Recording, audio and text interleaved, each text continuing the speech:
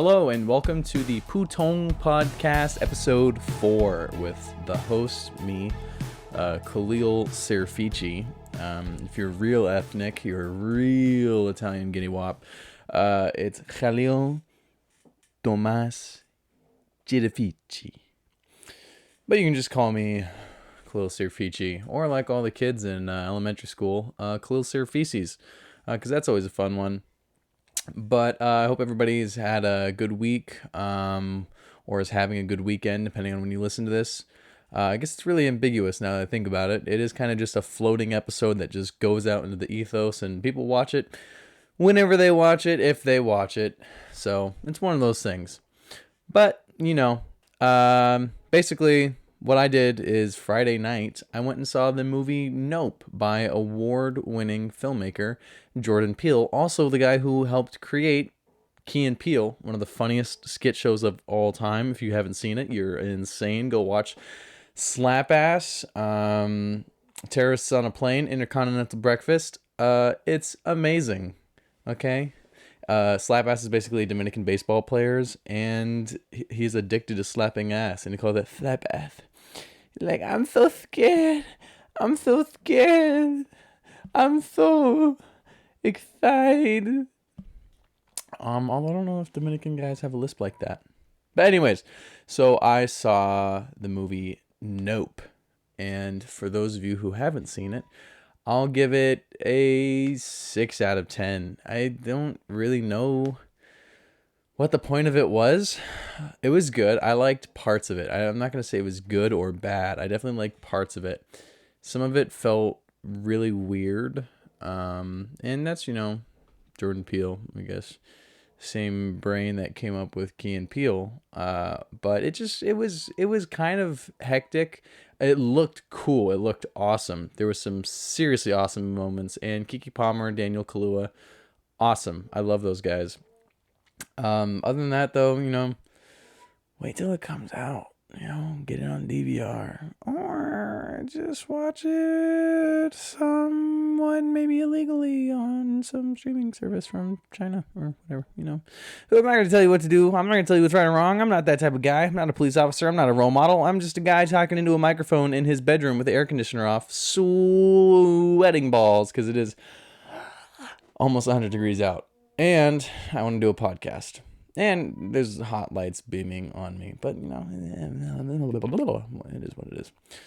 On a better note, I went to see it with my girlfriend. And my girlfriend, Toji, T-Buns, T-Swizzle, beans, white. I'm white rice because I'm Asian. And she's black beans because she's black and Latino. But she's moving out. And that's awesome. Not at my house, but out of her house. She is doing a big girl thing and moving out of her giant Brazilian family's house, which would be good. And she's moving to the capital of our state, New Hampshire. And that's going to be really exciting. She has a super sweet roommate, and I'm going to help her move in this coming week.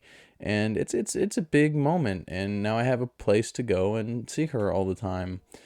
And it won't be weird because there won't be like family. We'll be 20-somethings hanging out, and it'll be super cool.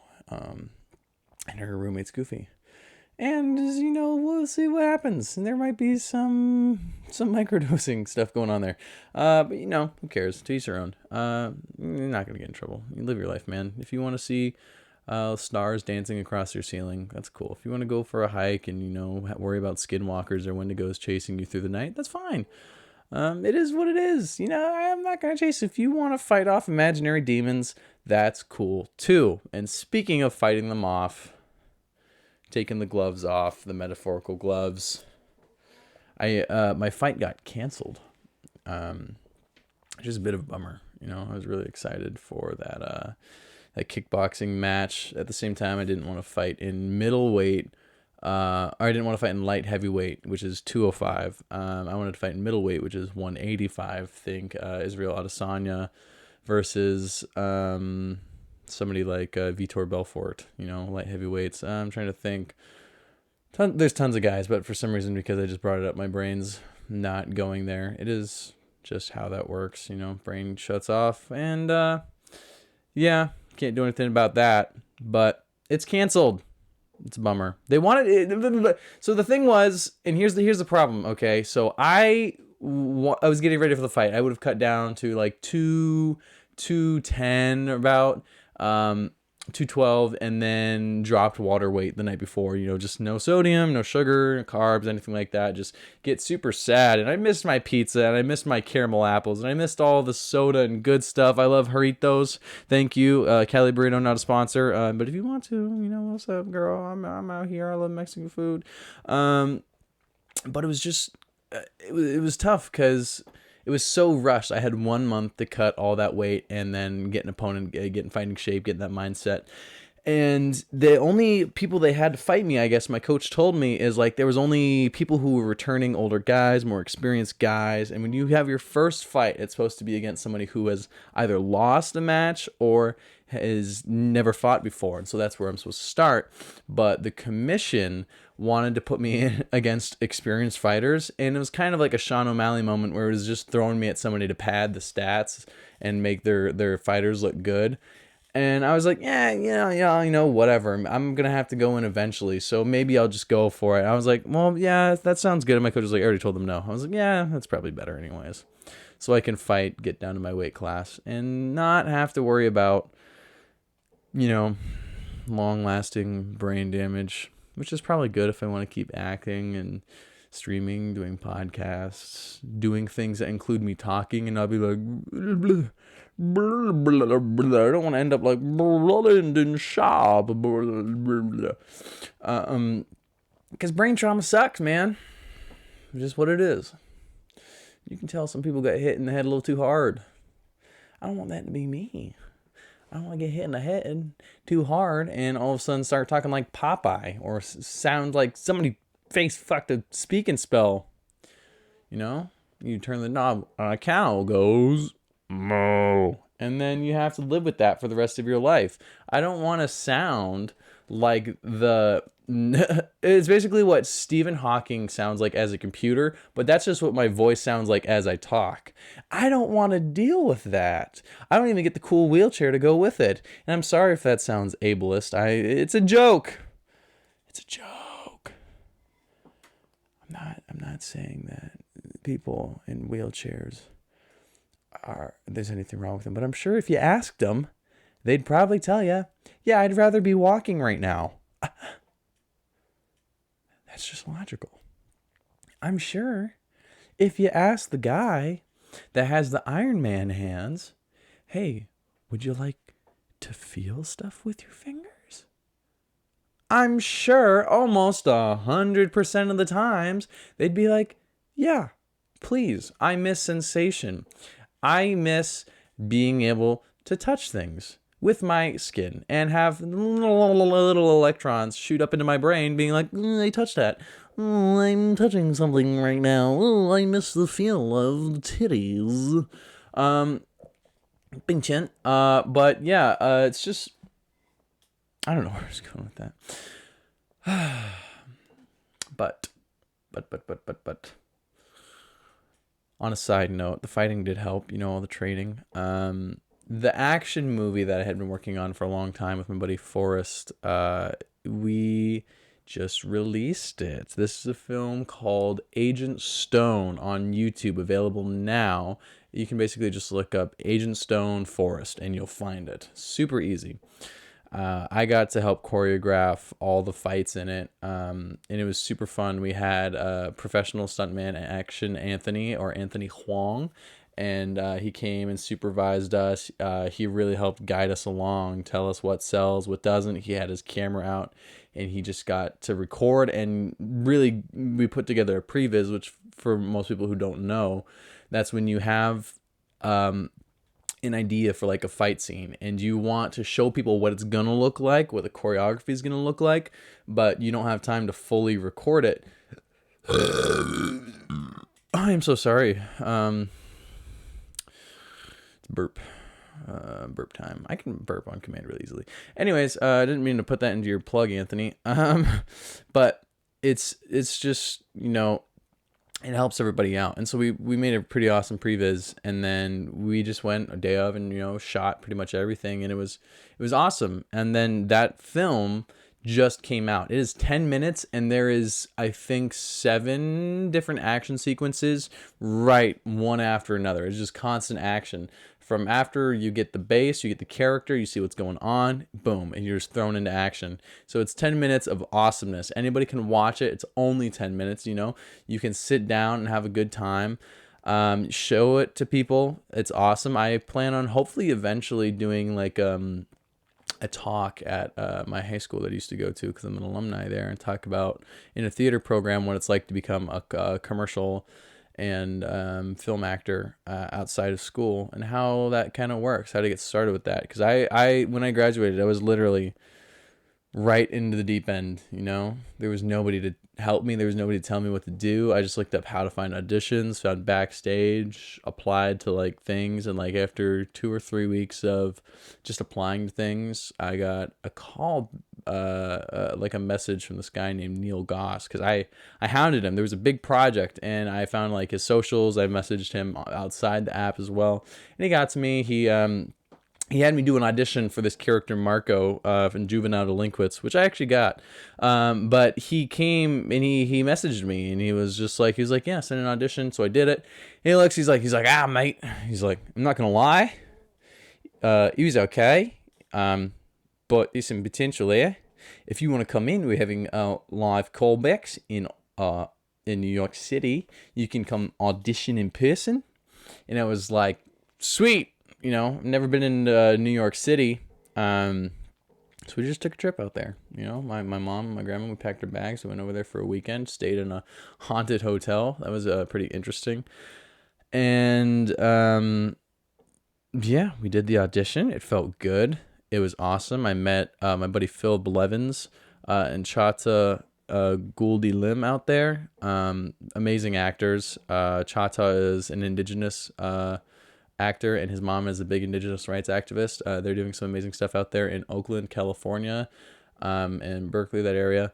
And Phil lived in New York, and he super facilitated like my growth when I was early on. I definitely looked up to Phil as a mentor, and it's funny, he actually asked me a question on Instagram. He says P Blevs on his Instagram, PBLEVS, like Phil Blevins, like Tyler Blevins, Ninja. But let's be honest, cooler. Probably more talented. Phil is. He says, if a vacuum is bad, does it suck? And the thing is it doesn't have to suck that hard. But at the same time, depending on who you ask, I'm sure that could be a good thing. But, teenage boys.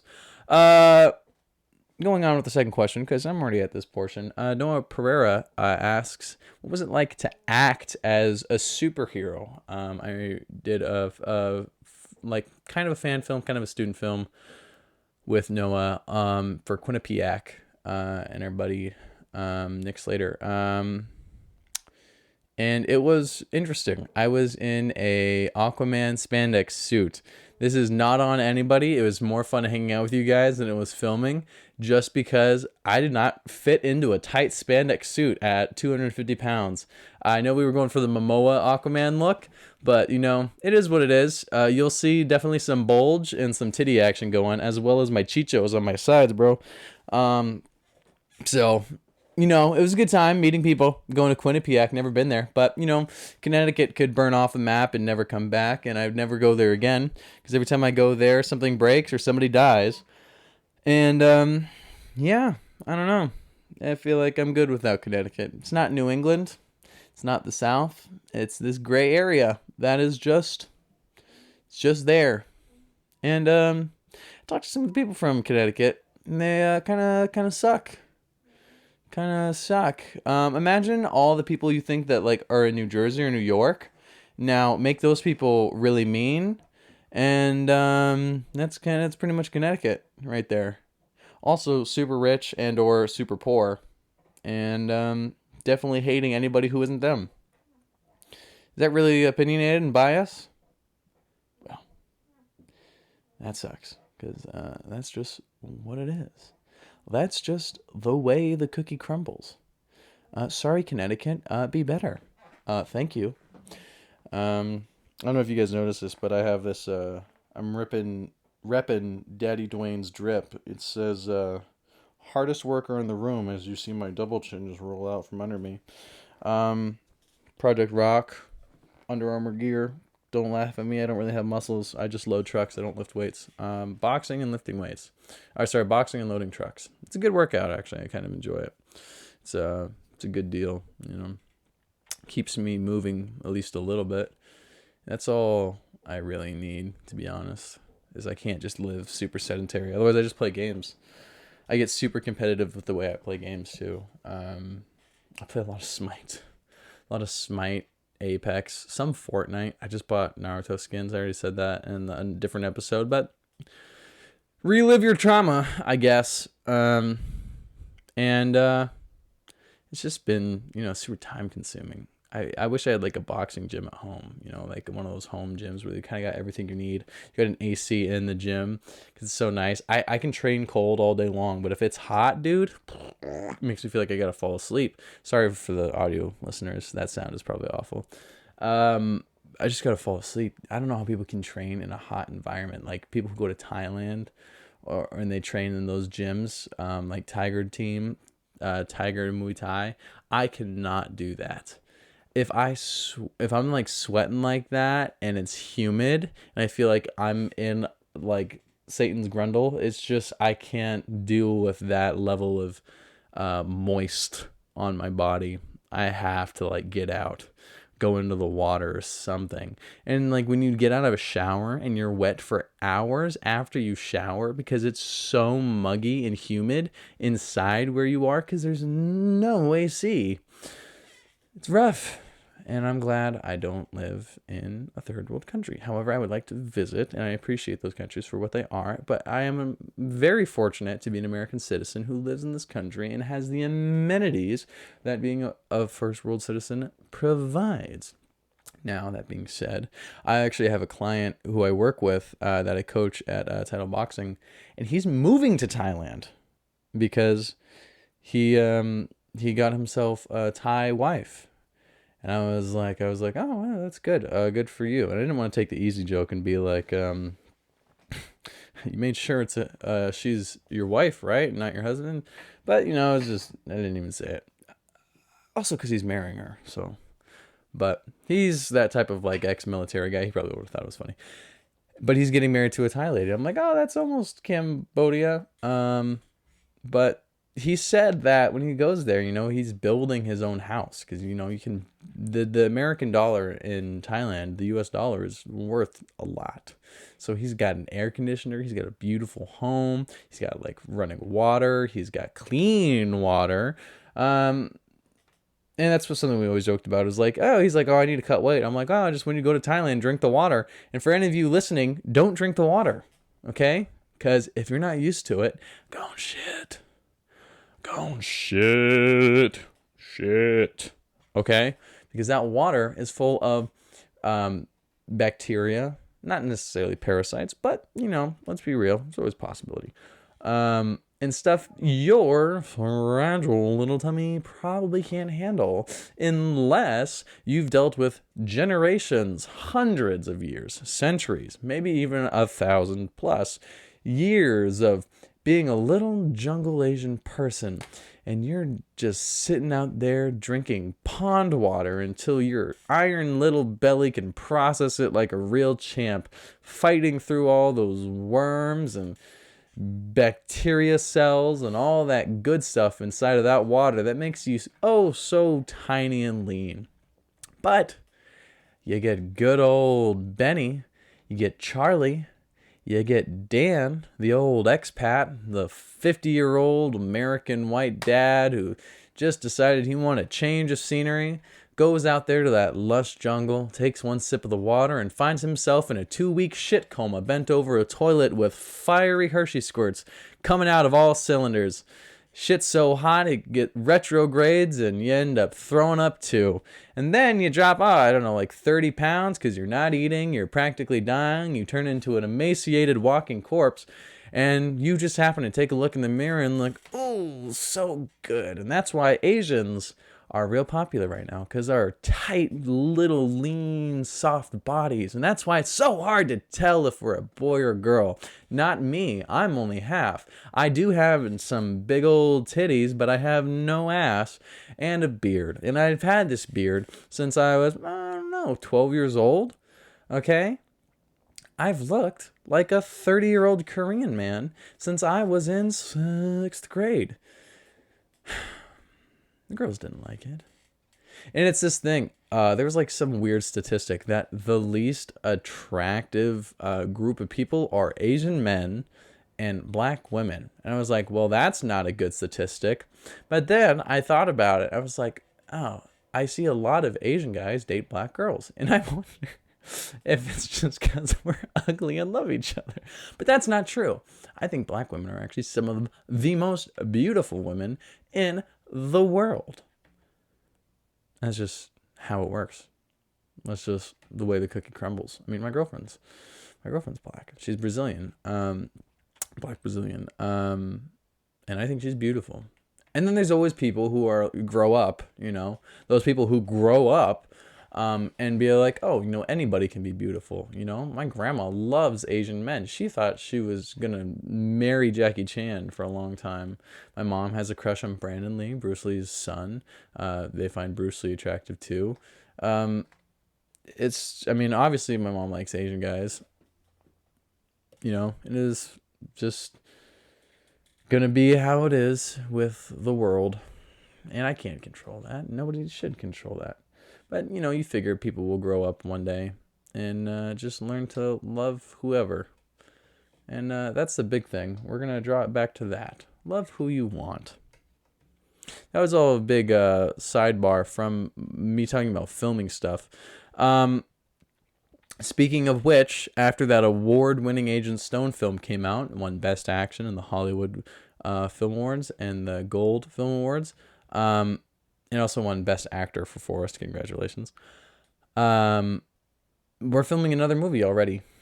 One right after another. I auditioned for them because I still audition for my friends, because even if we're friends, you should still pick the best actors for your parts. This is just how it goes. If somebody has a certain look or something you like, obviously audition your friends, but, audition them. Make them work for it. And he liked me as not even the guy I auditioned for, but a guy named Mike. And so I auditioned for Mike instead.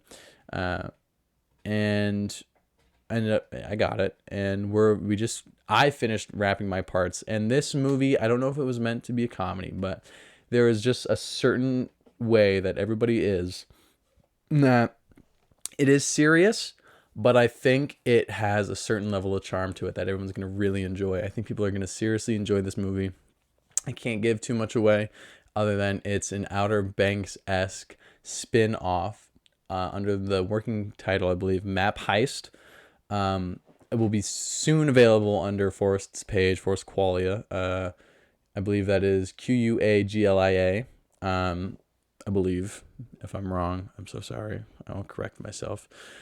But it's going to be a good one. I can already tell. We've got some of the footage that we looked back at, on day of and whatnot, and BTS, and it looks awesome. It looks funny. It looks beautiful. The story's good. And I'm not even there for the last day, but I can tell you what they're doing. It's sick. And that's all I'm going to tell you about it. Don't you hate it when that happens? But I guess you'll just have to watch and find out for yourself how good it is. Speaking of which, if you haven't seen my other episodes, what are you doing? Go check them out. The first episode has the most views, but I want to bring up those views for all the other episodes. And please, share, rate, review. I seriously appreciate it. If I can monetize this, I won't have to wake up at 1 o'clock to load trucks every single day.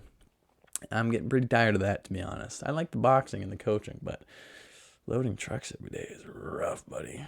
I do not want to do that forever. And it's just one of those things. Is like if I take a day off, my stepdad is just like, he's like, hey kid, why don't you go to work today? He's like, I get tired too. I'm like, yeah, but I'm also Gen Z and we suck. So, you know, that classic case of when I was a kid, you know, I had to walk to school 20 miles and lift cinder blocks over my head and smash it through my skull and then build a house with the shattered pieces by creating a water dust with concrete bricks and then forming it with my bare hands.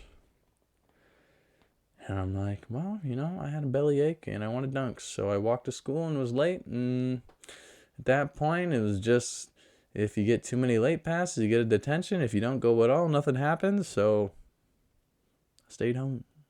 It was that situation. But, you know, as it goes, as it is, a little sip of Haritos.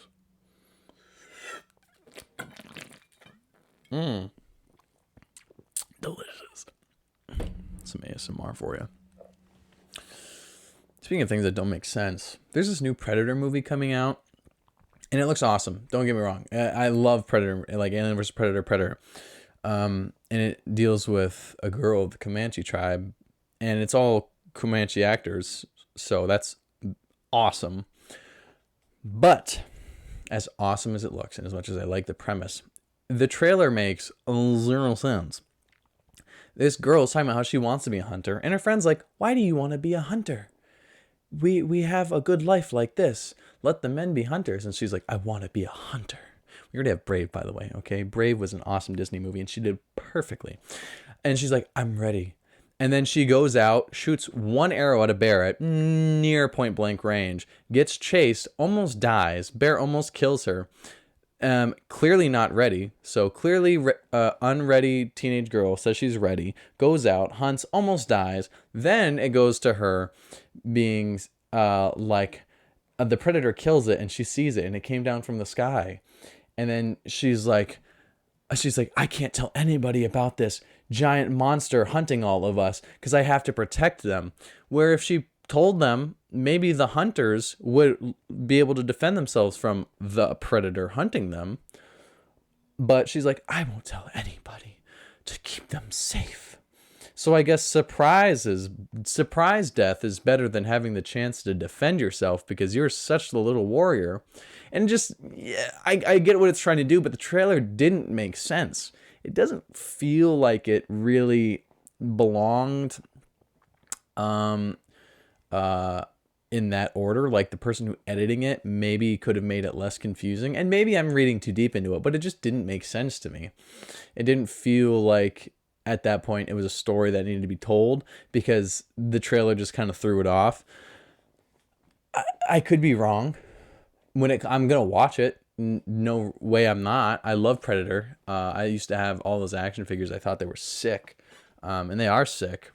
And I love the aesthetic of it. It's very dark. It takes place in nature, much like The Revenant with Leonardo DiCaprio did. It's got that kind of same setting, same feel to it. Very dark, woodsy, and it's beautiful. The costumes are beautiful. The actors all look like they're doing an amazing job. I just cannot be on board with it if the story sucks and does not make sense. Because that's, at the end of the day, what else are you going to a movie for? I mean, you can look at shiny stuff and just be distracted by how cool the visual effects are. But if the story sucks, I mean, it's not like 80s when you had cool movies like Back to the Future, where if the acting was a little cheesy, just how weird and whimsical everything was would take you away. Or Big Trouble in Little China with Kurt Russell. That movie was so great because there was no movie like it. It was so weird. And it had the elements, the Raiden guy, the guy who blew himself up. It had like all the kung fu elements, and then it was just them like kind of making fun of it, but having like some serious action to it at the same time. All those 80s movies were so good. So good. And as a film buff, not a full film buff, but somebody who enjoys film, because I make them, it kills me to see all these subpar movies come out with. It feels like there's not a lot of effort, and I shouldn't say that there's not a lot of effort. I'm sure the teams work incredibly hard, and they put a lot of effort into it. But I feel like at that level, that high level of filmmaking, there should really be some serious refinement to the logic of it. Not, I mean, let's be honest, a lot of movies have some sort of maybe agenda behind it because it's what sells with studios, is making sure everybody's very happy. And that's fine. I don't think we need to insult anybody. And I think we should fill out a certain level of variety. But I think when you break the barrier of logic, it takes me out of a movie completely. The thing that worked with Brave so well is that it was magical. It was funny. It had a great story. You could see this girl is clearly talented, blah, blah, blah. She was an amazing marksman.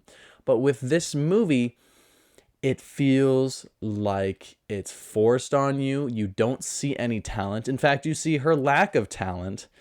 And then the illogical idea to hide things from the people that can help you, for the idea of doing it by yourself. And maybe it's that, maybe I'm thinking about it wrong, thinking that the protagonist should be somebody who's like a perfect person, but realistically they're not a perfect person. They have flaws. That's why they're such a good character.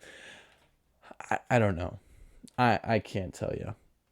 I couldn't tell you. And I don't think that the perfect protagonist is a perfect person.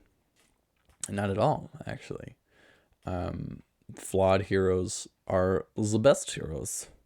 I think that flawed heroes are the best. If you look at the movie like Django, you have Christoph Platz. He plays the German dentist saving Django from slavery because he needed to do a contract. Now that you have the contract and you have Django, which he legally claimed him as a slave, but for the purpose of giving him freedom. Cool. Is he still a German guy who kills other people for money? Yes. So he's not perfect, but he is good guy. Yes. And then you have Django, who's, a slave. So fine. Sucks. He got freed. The guy freed him eventually. But he's out there killing a lot of people too. And I know what you're saying, killing slave owners and whatnot. Not good people. Yes, nobody was good at the time. But what I'm saying is not perfect character traits, because some of the stuff they have to do is shady. I don't want to ruin the movie. It's such a good movie. I have to watch the movie. But it's all kind of a shady deal. I'm sure there's lighter paths to take for the sake of being a hero. But it's not the way the plot works. And I can tell you what, I agree with everybody they murdered in that movie. And those guys are so badass. That movie is amazing. And those characters are amazing. Quentin Tarantino does an amazing job in every movie with creating awesome characters. Kill Bill, not a perfect person. Professional hitwoman. Murdered a lot of people. Killed a lot of people. Not all that, I'm sure, deserved it. And then just because she decides she wants to get married and settle down, all of a sudden all is forgiven and she has the right to do what she wants. But still killed those people. Am I on her side? Of course. Yeah. Just because you killed a few innocent people, whatever. It's a Tarantino movie. Everybody kills a few people. And that's just how it works. Nobody has to be perfect, but the movie has to make sense, and it has to be logical. But if you make it cool, you can get away with some stuff. So, that's that rant. And it's not... Maybe you understand what I'm saying. Maybe I'm literally just yelling at a microphone. But it's the point stands, And with anything you do, things have to be logical. They have to make sense. Okay? That's what really being woke is. It's using your big old noggin. Does it make sense? Would it work? Is it not because it hurts somebody's emotions or you disagree with it, but does it make sense? I'm not saying anything against wokeness. I'm just saying the idea, the derogatory term for woke, or the way people use it derogatory. I'm not saying PC, I'm not saying be anti-PC. You can be politically correct just fine. You can be woke just fine. But there's a point where it oversteps its bounds and it becomes a fucking Looney Tune. It gets weird. And that's the same with other people. What was it? 157 congressmen voted against gay marriage, but they are all divorced multiple times. What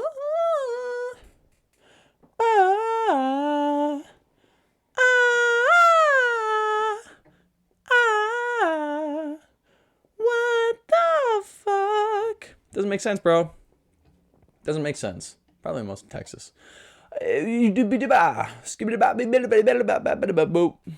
Scat's dumb, by the way. Doesn't make sense, okay? Logically, doesn't make sense.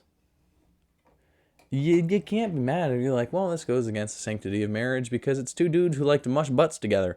But then again, you get divorced and that breaks the holy matrimony part of together till death do us part. If you think God is mad at those two gay guys for kissing on the lips and kissing the little chocolate starfish, getting a little too close. Putting the love sausage in the stink. That's okay. But you broke God's holy vow. That's with a woman. You broke the easier thing to do. You ever think gay people are really doing this thing because they love each other? That's the life they live. That is the way they're wired. They are doing this because they love the person or they're interested in the person. Gay marriage. Two guys, gotta tell you, pretty strong bond. Those are hard to break. But then you break your marriage vow. Oh, what are you doing? That's the easier vow. In your mind, you were making the argument that a man and woman is the way it should go biologically. Sure, whatever. You guys are together, you stay together. That is God's perfect idea, and you still somehow break it. So you're breaking the way God wanted it. So you are going out of your way to do the easier thing wrong. What? And you're going to get mad at two bros because they want to finger pop each other's buttholes till the sun comes up and makes sweet dude love? Ooh, ooh, ooh, ooh, ooh, ooh, ooh. Or like the song Pass Me the Dutchie, in case it got stuck in your head from Stranger Things, that song was based off the song Pass Me the Cutchie or Pass Me the Coochie by the Diamonds. So if you're a lesbian instead of a dude, you're playing Pass me the cutchie from the left hand side. Pass the cutchie from the left hand side. Pass the cutchie from the left hand side. I don't know how the song goes. Pass the coochie, bro. Okay? Who are you getting mad at? Just let them be. That's okay. Whether you're a scissor sister or, I don't know, sword fighter, scissor sister, either way, you just ignore them. And I know it sucks wanting to get married. You might be saving out your taxes or something, but at least there's no legal issues now if you get divorced. But it is fun to say, oh, this is my wife, this is my husband. It sucks. It's not fair. I know it's not fair. You guys don't deserve that. But unfortunately, this world is run by stupid people. So see how that logical fallacy runs both ways. You can be stupid wherever you are. There's stupid people everywhere. The best thing you can do is just keep your opinions to yourself, your stupid opinions, and let people who have a little bit more stuff going on up there do all the decision making. So get all those dummies that voted against gay marriage out. And maybe let somebody a little fresher and a little less biased by the big guy go in office and make decisions for the majority of people who have some sort of common sense. Yeah. Yeah. Yeah. Well, I'm going to call it there because I feel like I've gotten myself into a sufficient amount of trouble for a one day on one podcast. But again, it is what it is. Please rate, reviews, leave comments on my Instagram at kaltofici.films, KALTOFICI.films, or the Putong podcast available on Apple Podcasts, Spotify, and video podcast available on YouTube. If you listen to Anchor, Apple Podcasts, or Spotify, it goes towards my brand ambassador, and I can eventually unlock monetization to make money, so I don't have to wake up early in the morning and do normal loading truck jobs because we're always short-staffed, and it sucks. So I'm going to make TikToks and hope I get famous. But till then, my name is Kaleal Cerafici, and this is the Putong Podcast. So thank you for listening, and have a great night, everybody. I try to smile like a normal person, but it looked like a serial killer smile, so...